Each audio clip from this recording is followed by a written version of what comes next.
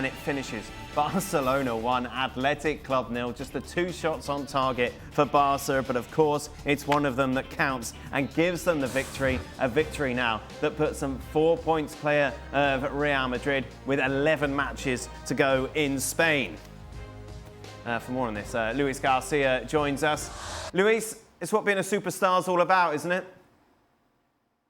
Yeah, exactly. And at some point, we were wondering why Hansi Flick was keeping Lamine Yamal there in the right side after a tough game during the week, knowing what is coming for the young talent. But it is what it is. It was rested Rafinha, it was rested Lewandowski, it was rested Pedri in the middle of the park, but Lamine Yamal wasn't rested. And today, he had a tough game. So in the end, a good 3 points for Barcelona, very important ones to keep the momentum going. And of course, after the defeat of Newcastle, I'm sure that they are going to be happy to face them in this midweek game.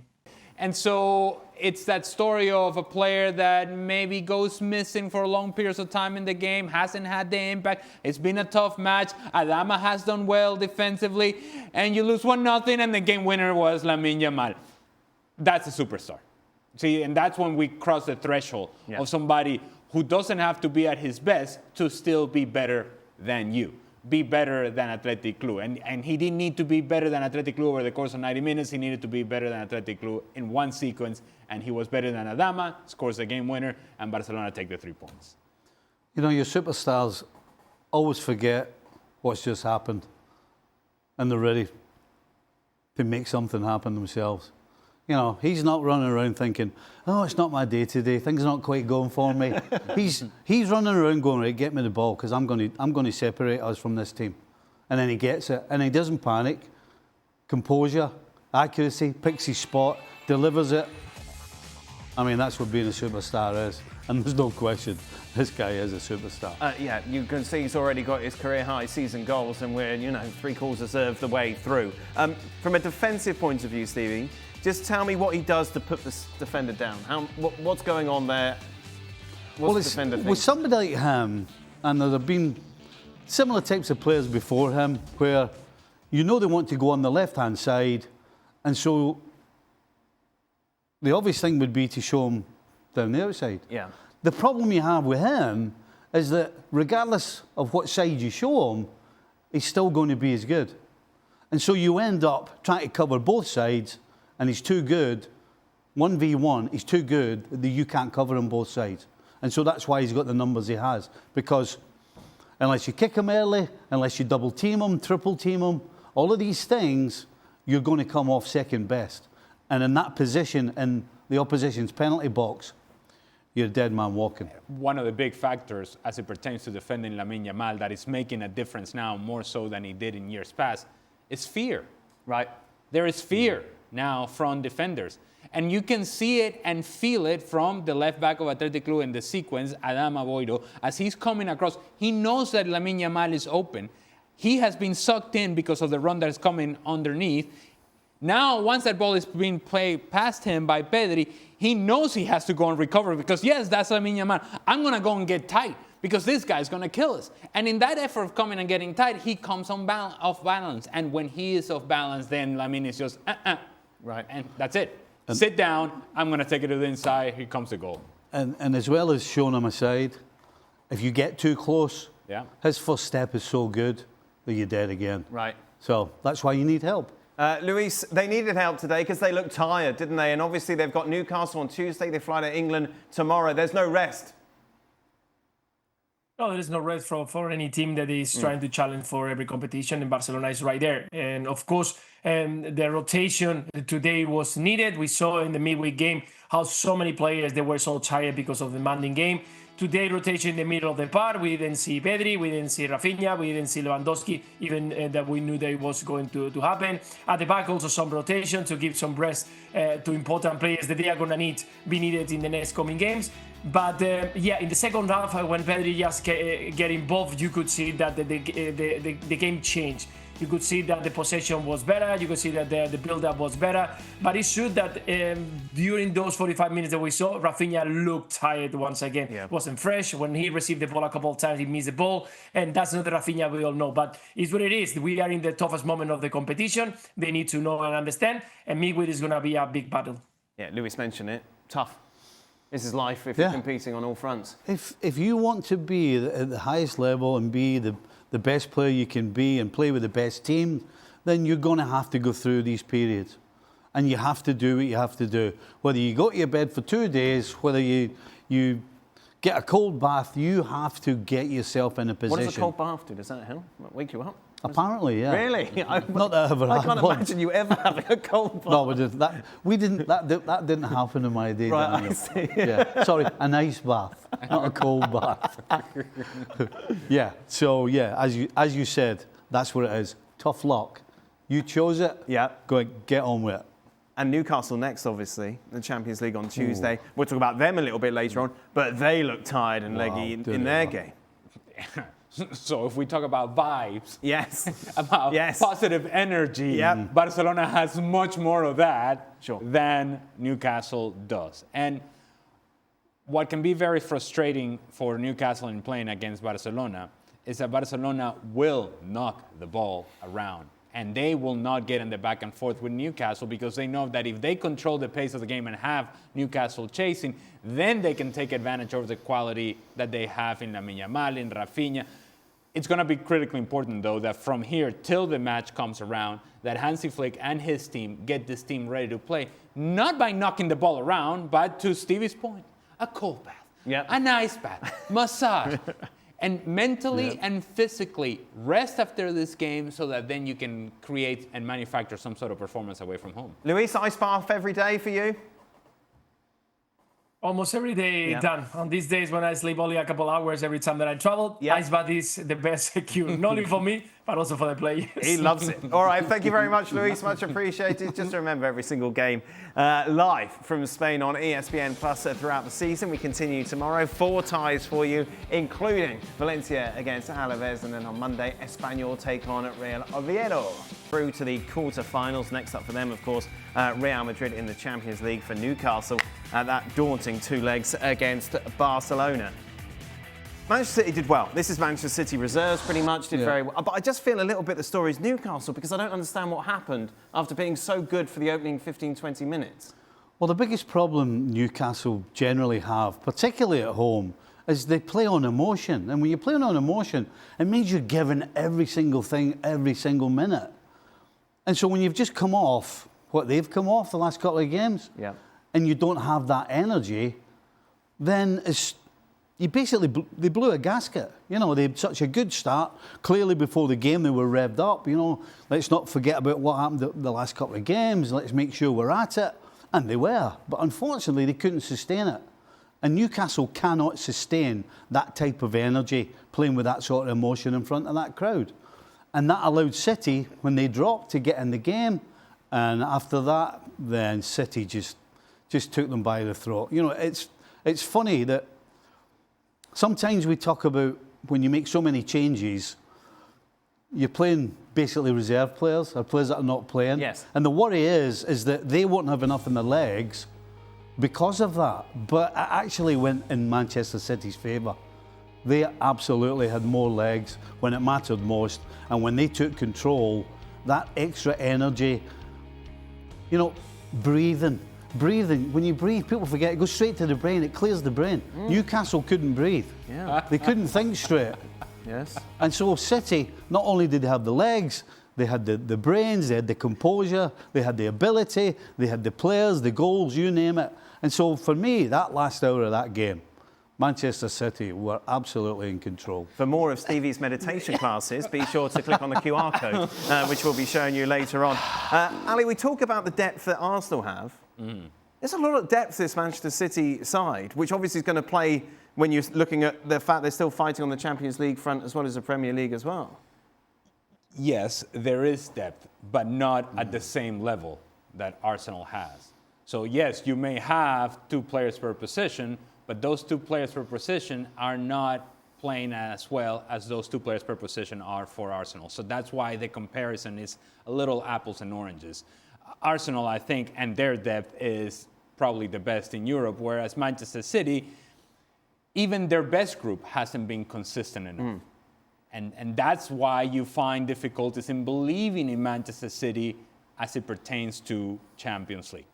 it was hard to believe in Manchester City today for the first 20 minutes. If you had been watching this game for the first 20 minutes and you had to go to the grocery store, you would never have imagined that there would have been the turnaround that we saw today. Sometimes you have to just go and meditate, Alex. Yes. Sometimes you got to breathe. Breathe. The cutting-edge analysis of breathing. Yes, well, truth is, and give Manchester City credit, in that those guys that got an opportunity today that I was questioning in the pregame, they were very good. Now, a combination of that is Newcastle not breathing enough, apparently, and Manchester City just being able to have outstanding performances. Savinho, he didn't mean to score the goal, but he did mean to take on defenders the whole day, and he was doing that time and time again. Stevie in the pregame highlighted Jeremy Doku getting an opportunity. He was dangerous over the course of the match when he was on the field. Marmoush getting an opportunity, scores 2 goals, and you're thinking, if you're Pep Guardiola and you had set out a perfect scenario for this match, of course you don't want to give up the first goal and you don't want to play the first 20 minutes that you did play, but on the balance of the 90 minutes, this is exactly how you would have imagined and envisioned the game going. That these guys that get an opportunity were outstanding on the day, win the match, and now you focus on what's ahead. And to your point, what's ahead is Real Madrid, Champions League, where that depth is going to be tested. Real Madrid next. They're going to this game favourites, rightly so, considering what we've seen from Real Madrid, Ali, and from what we've seen from City, in the fact they've been able to rest 10 players. Yes, and this could have been a stressful match for Manchester City and ended up being not so. Yeah. Whereas you watched Real Madrid play yesterday, and every minute of that match was stressful. And there is pressure that surrounds this team. There is pressure that surrounds Arbeloa. So beyond the physical aspect of the game and the fact that Real Madrid just haven't played well, and haven't played well for a while, and haven't created enough opportunity, haven't scored enough goals. They've had their issues defensively. They get disconnected in the midfield. Beyond all of that, then there is an aspect of, how are you feeling going into this match? What is your level of confidence going into this match? And you must say, the Real Madrid, if indeed they present themselves as confident, they're making it up. They're lying to you straight to your face, because there is nothing to really draw confidence from, not even winning yesterday.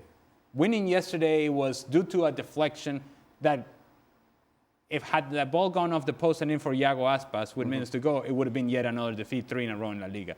So Real Madrid are barely hanging on. Manchester City are coming in this, I wouldn't say flying, but feeling a whole lot better about themselves after this result against Newcastle. Alex Aljo caught up with Rob Mack and Ryan Reynolds after the game. Rob, Ryan, a roller coaster of emotions, I'm sure. How do you sum that one up? We'll come to you first, Ryan. Well, it feels like a win to me. I don't know, we are hosting Chelsea at the racecourse ground in Wrexham. I mean, if you look back 5 years and people wouldn't even say the name Wrexham, and you know, cut to today and they say they can't stop saying the name Wrexham without a eating grin on their face. I've censored myself there. So, you know, it's a profound shift in everything about this community, and you know, it's the town has lifted its fortunes with the club, and that's the thing that I think, you know, early on Rob had identified that, you know, that if the town succeeds in lockstep with the club, we've done something wonderful. If one succeeds without the other, then we're missing something. Mm-hmm. How special is this group of players? What have you been saying to them in the dressing room just now? Well, they were buzzing back there, and we were hoping that was the case, because you could feel the excitement at the end of the game in the stadium. The supporters saw what they just put into that game. They gave it everything. We're playing one of the best teams in the world. And for them to go out there and make it as competitive as they did was incredible. And, you know, VAR is up for debate. I don't know. Do you like it? I guess. Do you hate it? I want to say what Rob just said. Can you bleep something on Yeah. this? I think the chant was VAR. They did say fuck Censor VAR. that. That would be the Censor that. beep. That would be the beep. It's over lucky the this mouth. is not live. Yeah.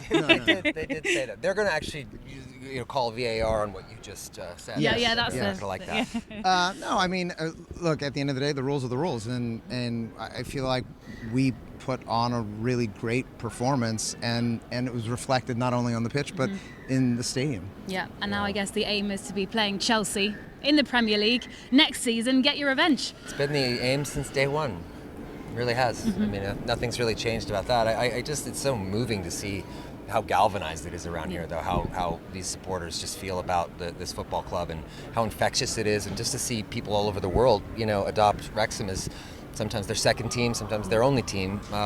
It's a really beautiful thing. I think the story resonates because there's a Wrexham all over the world. There's a Wrexham in every country, everywhere, and it's just been awesome. It's just awesome to watch those boys out there leave their last drop of blood on this field. In Max Clear's case, actual last drop of blood. He's bleeding quite profusely back there. But it was pretty amazing. That was I got misty-eyed a few times. Especially when you hear the fans singing your names as well, or Deadpool. Yeah, that is always a little surreal. But yeah, I loved it. It is very strange. Yeah, if I could remember, 10 to 14,000 names, I'd sing it, but singing a song back to them. But that's And you'll be back here on Tuesday. You go again? Tuesday we go again, Hull City, and then Saturday or Friday we have Swansea. Yeah, it's a big week. It's a big week at the Wrexham, at the racecourse ground. Well, thank you so much for your time. I know your family's here, so go and enjoy the rest of the evening here in Wales. Thank you so very much. Great FA Cup tie, wasn't it? Oh, absolutely. And see, and I know the tendency would be to go down the path of how impressive Wrexham was. But as a player, while they may be excited about the sort of performance that they put forth, there's also going to be a part of you that says, man, we were right there. Yeah. You go up 2-1 and it's 20 minutes to go and you're thinking, hey, let's hang on and hold on for the next 10, 15 minutes or so and make sure that Chelsea don't get back into this match, and then we close it out, and as they push numbers forward, maybe we get a counter-attack opportunity and score a third, and this is done. And they just were not able to get beyond those first 5-10 minutes. Chelsea scored right away, made it 2-2. And even at 2-2, it was still competitive, and the red card did something to this match that really conditioned the way that Wrexham were going to play. So while the story in itself continues to be magical for Wrexham, and it will be, and I have no doubt in my mind that this team eventually will make it into the Premier League, and that in itself will be magical. I think today, yes, there was magic, but there was potential for even more magic. And they had it in them to score a couple of goals and to see this through, just unable to do so in the end. This is a great barometer for all the Wrexham players. Because they have an opportunity. They could even do it this year. They're in a position, I think, where they're going to be in the playoffs right now. You never know, they might go on an incredible run. And so for the Wrexham players, it's two things. It's one that if we do go up with a couple of additions, we could compete to stay in the league. But the real lesson is that as well as you play and as good as you think you've been, the teams in the Premier League will punish you for any little mistake, because that's why they lost. They weren't outplayed by Chelsea. Chelsea just have that little bit of quality that when the opposition make a mistake, they pounce on it. And that's the only difference between these two teams today. Chelsea could win this thing. They could, yeah. They could, yeah. But to be fair to them, they're probably in a list of the 8 other teams that are going to be in the next round. I don't think so. Not all 8. Well, tomorrow's games, you look at those opponents. Obviously, you've got Arsenal, City, Liverpool. I don't think Chelsea could lose to all the Premier League teams that are left. Let's put it that way. Well, the Liverpool were there. Sorry? Arsenal advanced to the next round. He caught up with Jermaine Beckford after the match. So first and foremost, congratulations on another goal in another game in the FA Cup. You must really enjoy this competition. Yeah, it's a special competition. We all want to play in it. But the main thing, getting into the next round, that's what we've set out to do. Wasn't easy today. It was a difficult game, but we put in the performance that was necessary. Obviously, going a goal ahead just before half-time, they were very, very in your faces, very aggressive on the press. They were breaking play down really well. What was said at half-time? It was just understanding the conditions that we're playing up against. It's a difficult place to play. They're a strong team. What a finish! Holy Spirit. Holy Spirit, 100%. 100%. Yeah, no, it was. I just saw the opportunity. I saw the space to get a shot off, and whenever I'm in and around the box, I want to try to create and make things happen. And yeah, today I've scored, and I thank God for it. Mate, congratulations once again. Good luck this season for all 4 competitions. I think you lot are fantastic. You personally are my favourite player, so I want you to keep up the good work. I appreciate it, man. God bless you. Bless you, man. Thank you very much. Oh, nice bit of love there. Juls never gets love when he interviews people like that. They just want to get away as quickly as possible. Juls, who was at the Newcastle game for us, but of course we want to talk to you about Arsenal, Juls. They could win all 4. Yeah, they can. I don't think they will, but they can, of course. Like City, I guess, they can still win all 4. If you ask Arteta and the players, this is exactly where they wanted to be at the start of the season. If you said to them in March, this is where you would be at, who you will be playing and when, and that's exactly what they would have signed for and taken. So this is good. There's some squad management to come forward for sure. And you mentioned, Dan, the injuries that happened this afternoon. But people had game minutes today that needed the game minutes. It was good for some of them to start, good for some of them to play like they did. And then in midweek, you go back into the Champions League with probably as many as, 7, 8, 9 changes? Yeah, ideal, Stevie. How many teams have you got winning this? What do you mean? I said Chelsea. Well, Arsenal can win 4. Chelsea can win it. Don't get City mardy could because you said a stupid thing and now you're going back to it. You're holding a grudge, just because I said Chelsea could win and you said, well, there are 8 other teams. Who's not going to win it? Sorry again? Who's not going to win it? Southampton or Fulham. There you go. Leeds, whoever they are playing. West Ham, Bradford or Brentford, whoever it is on Monday. There you go. That lot, I don't think any of them are winning it, so that's all right. I'm glad you've done the research, man. Those other teams. Arsenal will not win the 4. Let's be quite honest. Okay. And there's a reason why it has never been done. Because there are so many things that have to go your way. It basically has to be the perfect storm. So, yeah, even you're not putting any money on it at all. I don't know. Premier League they've got. Carabao Cup, they can beat City on their day. FA Cup, not many people can win that. Apparently. Champions League, I think it's fair to say, is the big question mark. This isn't the first year we've sat here and talked about a team that could maybe Liverpool, win. of course, and then we did the same thing. We talked about Liverpool. And it all fell apart. And it completely fell apart. Well, it's because you had that team against Plymouth. Yeah, exactly. So I don't see that happening to Arsenal, let's put it that way. They could possibly win a couple, but they won't win 4. Right. They won't win 4. How many then, Ali? Where's our line on this? How many trophies are they going to win? I'm going to put it at 2. Right. Yeah. And then priority number 1 being the Premier League. And I think that is sort of the conversation starter. Everything else that comes after that, I think, is a bonus. The one thing that you have to make sure you do is Premier League, and it's right in front of you. And if you're able to do that sooner rather than later, it may free you up to then push that number from 2 to 3 and maybe even 4. But 2 is the number in terms of the trophies that I think realistically they're going to win out of the 4. Jules, what are you chuckling at?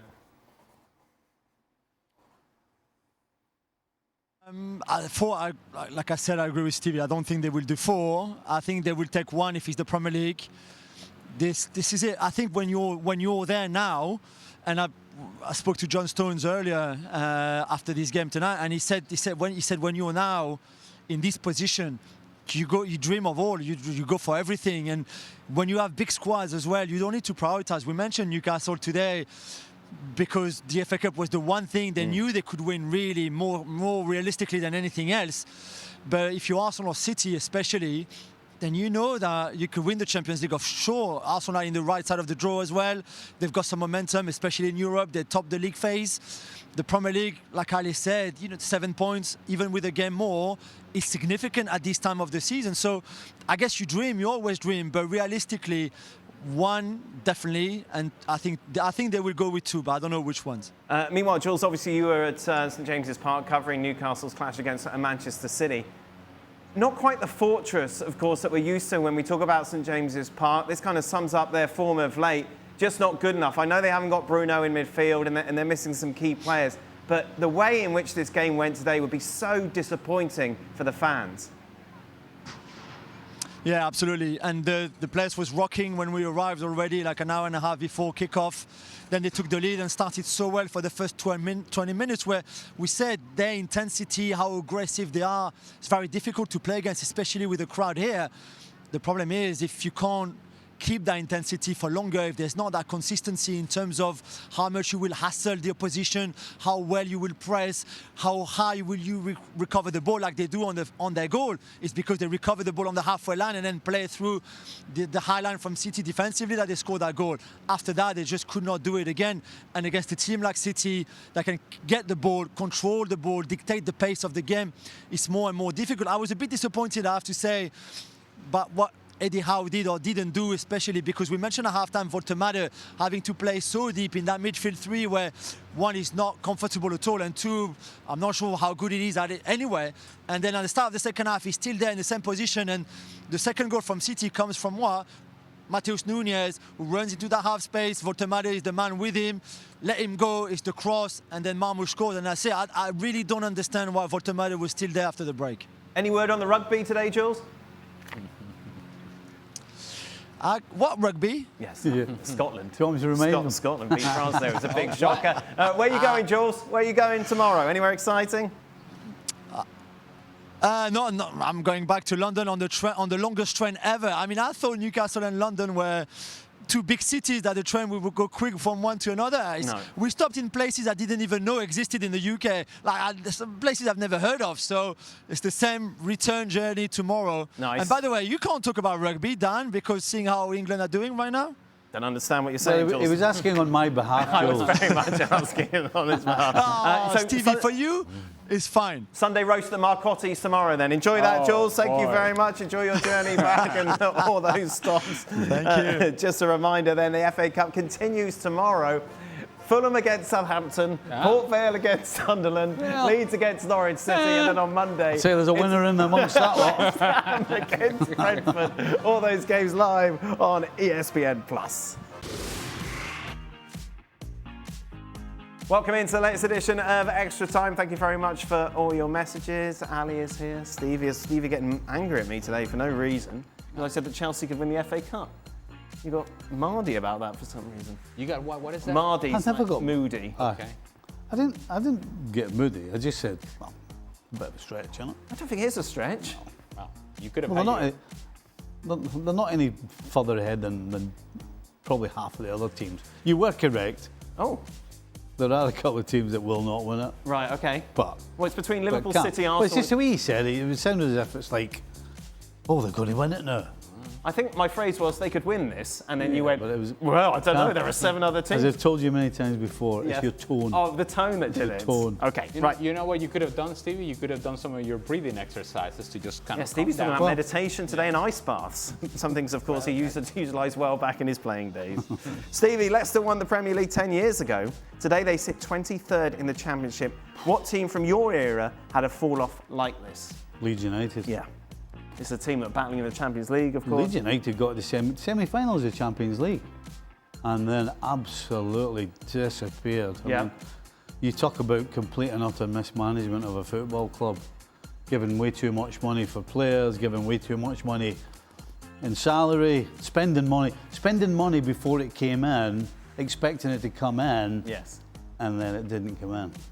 So yeah, absolutely. There's some great stories of players' negotiations from back in those days. Oh my goodness. Ali, despite them losing today, did Wrexham prove that they can manage playing Premier League football? They proved they can compete. Right. And they prove that on a given day, they can give themselves a chance to win this sort of matches. But what they also showed themselves is that there is a difference that some people may seem as gigantic. The difference is this, but this is a lot between what Chelsea is capable of doing with the mistakes that Wrexham provided or made and the opportunities that they provided Chelsea with those mistakes as compared as to what Wrexham can do with the mistakes that Chelsea provided and made. And so I think it's a message for the club of if that's where we need to be and that's where we want to be, how can we get there? Well, first we got to make it there. We got to get out of the Championship.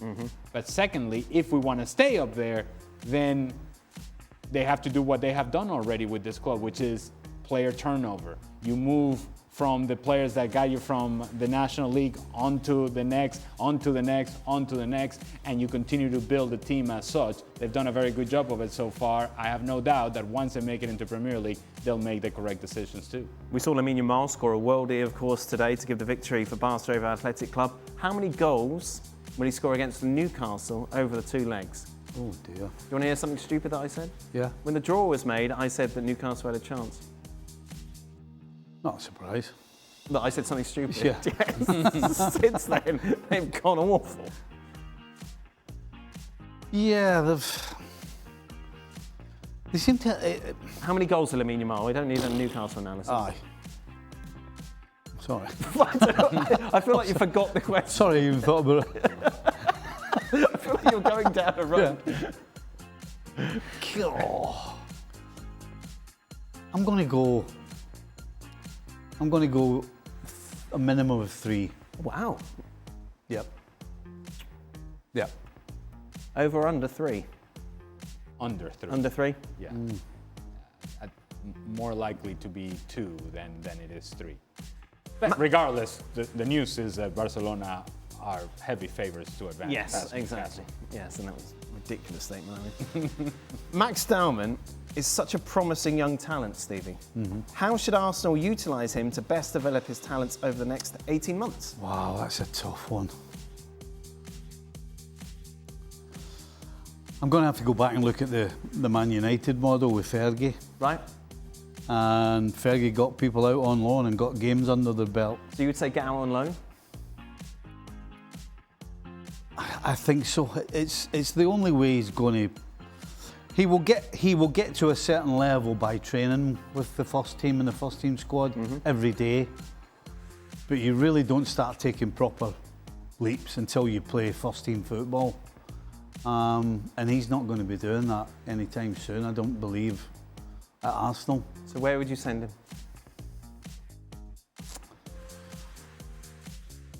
See, that's I would send them to the top of the championship. Okay. Send them to a team who actually are going to be dominant, and he's going to get plenty of the ball, and he's going to get reps.